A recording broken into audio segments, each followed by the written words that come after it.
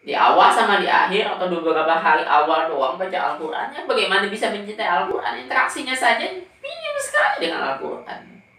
Atau interaksi juga dengan Al-Qurannya cuma sekedarnya saja, ikut yasinan malam Jumatan, malam Jumat yasinan gitu, cuma baca yasin aja. Bismillahirrahmanirrahim. Assalamualaikum warahmatullahi wabarakatuh. Alhamdulillahilladzi hadana lihadza wa ma kunna linahtadiya laula an hadanallah. Wassalatu wassalamu ala nabiyyina Muhammad ibn Abdillah wa ala alihi washabbihi wa wala. Amma ba'd. Fa ya ayyuhal hadirun, usi nafsi wa iyyakum bi taqwallah wa ta'atihi faqad fazal muttaqun. Segala puji hanya milik Allah semesta alam, dan selawat serta salam selalu kita sampaikan kepada junjungan kita Rasulullah Muhammad sallallahu alaihi wasallam beserta seluruh sahabat, kerabat dan seluruh pengikutnya sampai hari kiamat kelak.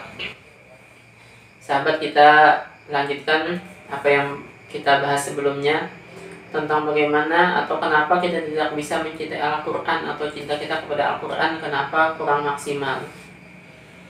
Karena sahabat, masalah kita dengan Al-Quran ini memang sesuatu yang harus kita usahakan.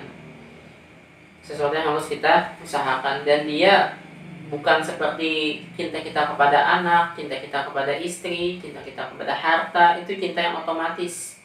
Seperti yang Allah sampaikan di surat Al-Imran 14, "Zuyyina lin-nasi hubbus syahawati minan nisa'i wal banina wal qanatiril muqantarati minadh dhahabi wal fiddah", sampai akhirnya itu ya.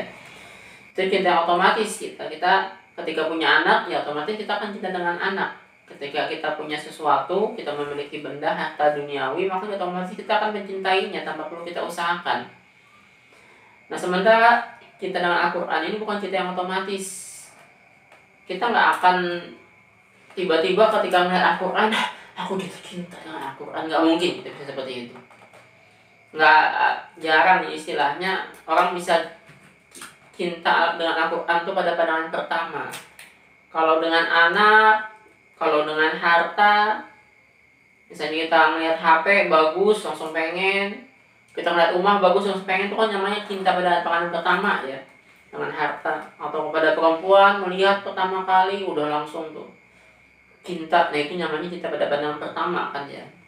Tapi sama Al-Quran itu akan jarang sekali kita temukan seseorang cinta dengan Al-Quran itu pada pandangan pertama. Maka sahabat, kita harus mengusahakan dengan benar-benar nih untuk kita bisa mencintai Al-Quran, untuk kita bisa mencintai Al-Quran.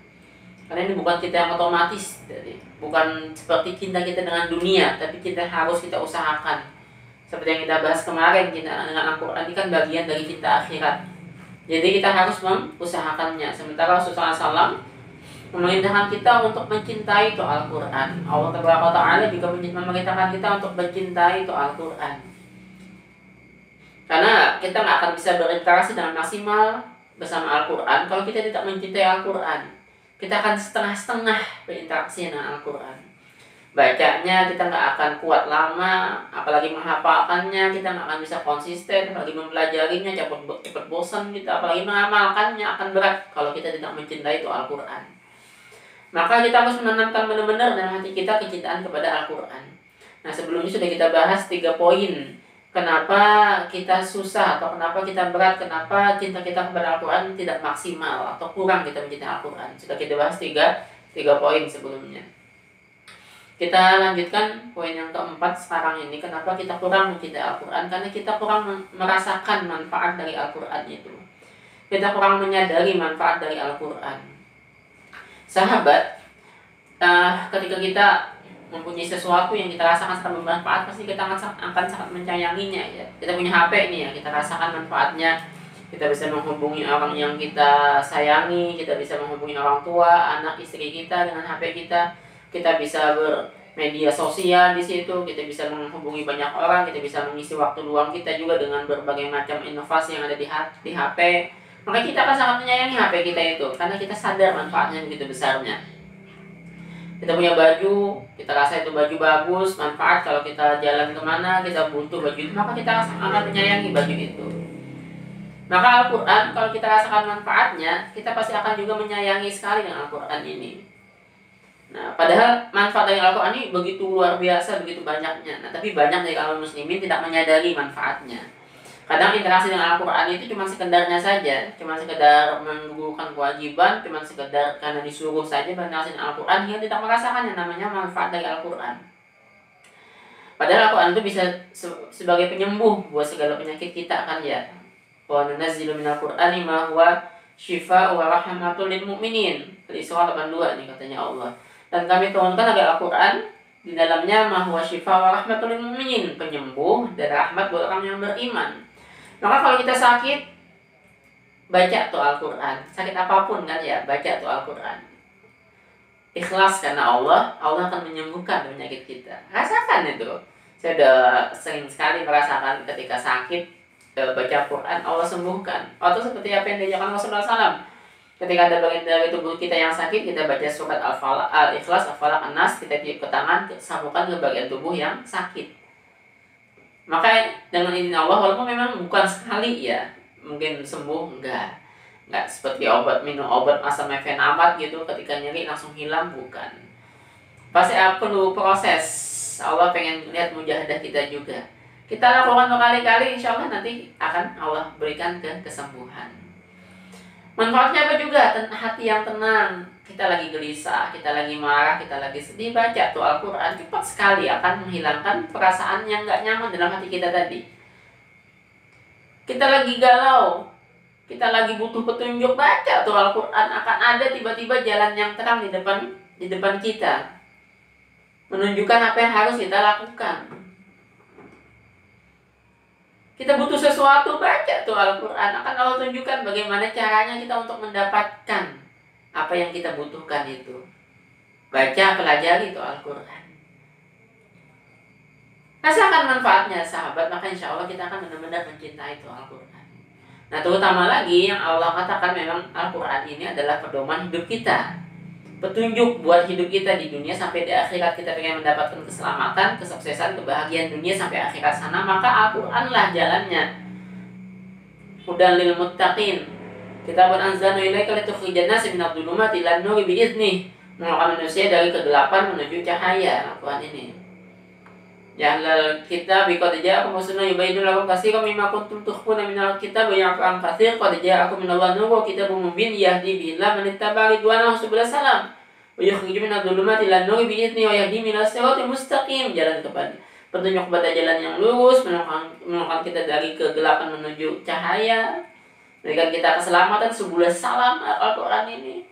Maka kalau kita sadar nih, apanya adalah jalan petunjuk untuk kita selamat, untuk kita bahagia, untuk kita sukses dunia dan akhirat, bisa akan sangat menyayangi.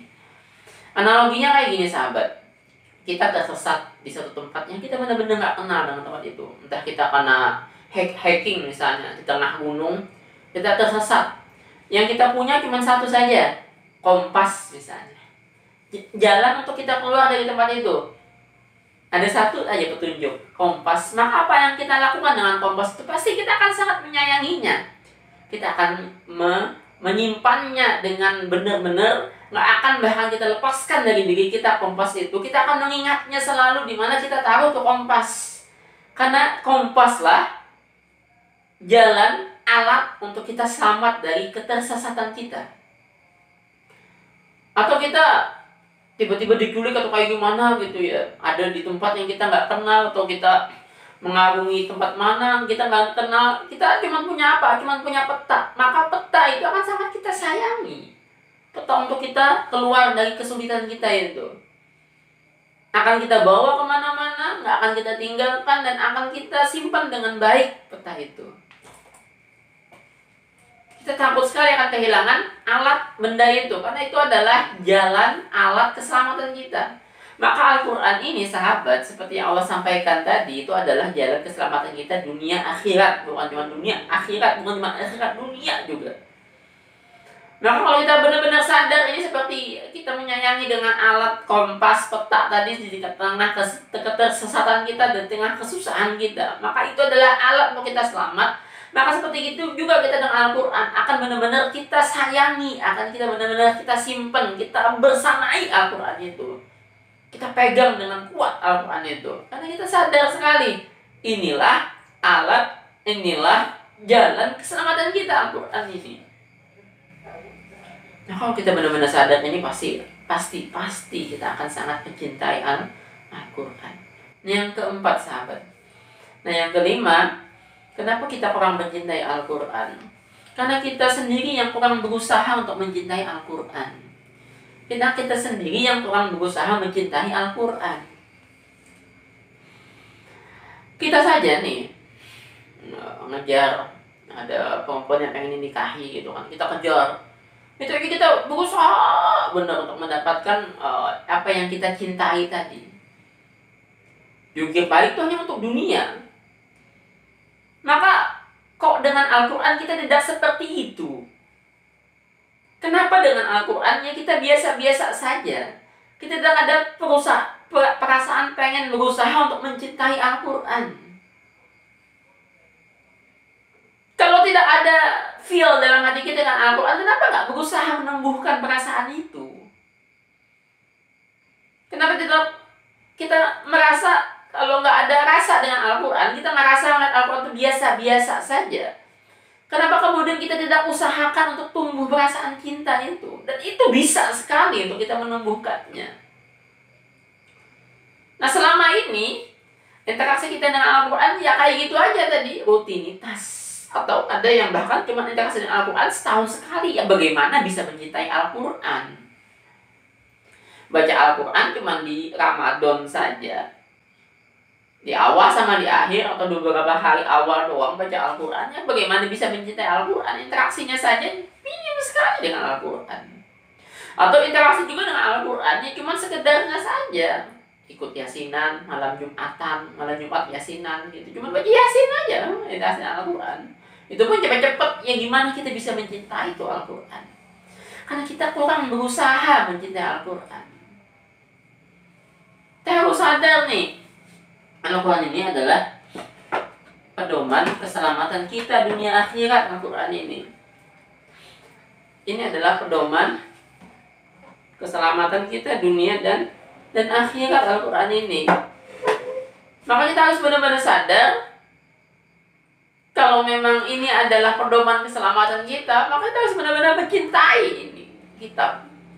Jangan setengah-setengah saja, jangan kadarnya saja.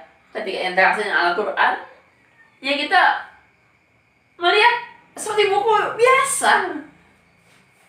Tumbuhkan perasaan cinta tadi itu, seperti apa yang tips yang sebelumnya disampaikan itu kan ya. Kita sadari tadi pentingnya tuh Al-Quran, manfaat tuh Al-Quran. Kita bergaul juga dengan mereka yang cinta dengan Al-Quran. Pokoknya usahakanlah ya, perbanyak kita bertemu dengan Al-Quran, perbanyak kita mempelajari Al-Quran, renungkan makna-makna Al-Quran untuk kita mencintainya. Usahakan. Ini yang kelima, sahabat ya. Nah, yang keenam, cara untuk kita bisa mencintai Al-Quran, yang tadi sudah saya singgung sedikit tadi ya, kita bergaul dengan mereka yang mencintai Al-Quran. Mau nggak mau nih ya, yang namanya cinta itu kan nular. Cinta itu kan nular ya.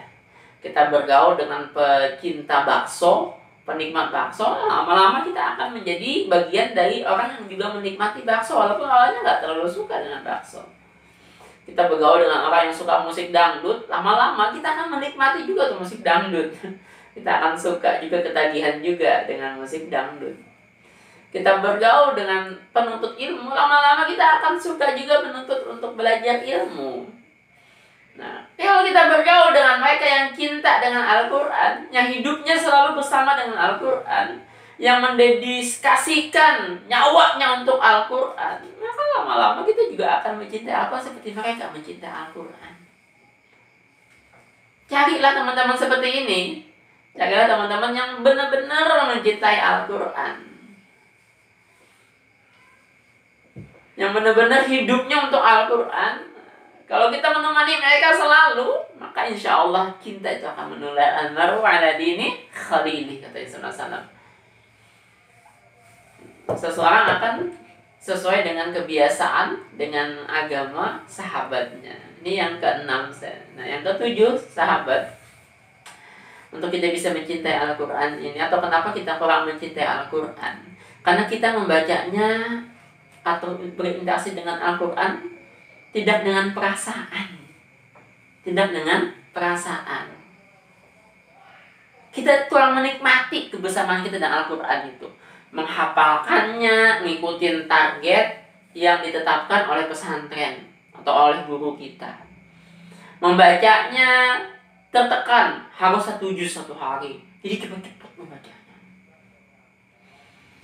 Mempelajarinya juga seperti itu, sekadarnya saja, bukan dari perasaan kita. Maka sahabat yang ketujuh ini benar-benarlah ya, ketika kita bersama Al-Quran, maka ikutkan perasaan kita, hati kita. Membacanya dengan pelan, dengan tartil. Ya ayyuhal muzammil qumil laila illa qalila nisfahu awin qus minhu qalila aw zid alaihi warattilil qur'ana tartila. Jadi kita menikmati dengan apa yang kita baca itu. Kalau kita baca cepat, ya gimana kita bisa menikmati? Sahabat, Al-Quran ini adalah surat cinta dari Allah untuk kita.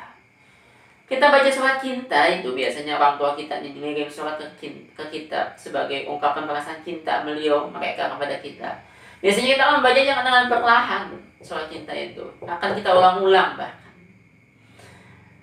Maka sahabat, kalau kita baca Al-Quran dengan cepat-cepat, ya nggak ada perasaannya, itu cuma sekedar melepaskan beban jadinya. Membaca Al-Quran itu bukan sesuatu yang nikmat buat kita. Maka sahabat, kalau kita pengen menikmati cinta, maka nikmati kebersamaan kita dengan Al-Quran. Nikmati kita menghafalkannya. Walaupun belum hafal-hafal, nikmati, ulangi saja. Nikmati ketika kita mengkaji itu Al-Quran. Walaupun kita belum benar-benar paham, nikmati, kaji kembali itu Al-Quran. Sampai kita mengamalkannya pun dengan perasaan kita. Ini sahabat 7 tips. Termasuk tadi yang tips yang ke-6 tadi. Yang kelima tadi, kenapa kurang mencintai tadi? Karena kita kurang berusaha. Salah satunya juga karena kita kurang minta sama Allah untuk ditanamkan perasaan cinta kita kepada Al-Quran. Subhanakallahumma bihamdik, asyhadu an la ilaha illa anta, astaghfiruka wa atubu ilaik. Wabillahi taufiq wal hidayah. Assalamualaikum warahmatullahi wabarakatuh.